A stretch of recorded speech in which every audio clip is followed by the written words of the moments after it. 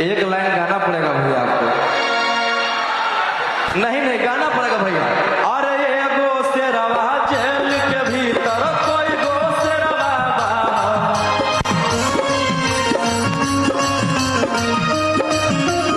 अरे एगो शेरवा जेल के भीतर कोई गो शेरवा बाहर में सभी के सबरा के भीतर कोई गो शेरवा बाहर में सब शूटर खूना। एक लाइन गाना पड़ेगा भैया आपको। नहीं नहीं गाना पड़ेगा भैया। अरे एगो शेरवा जेल के भीतर कोई गो शेरवा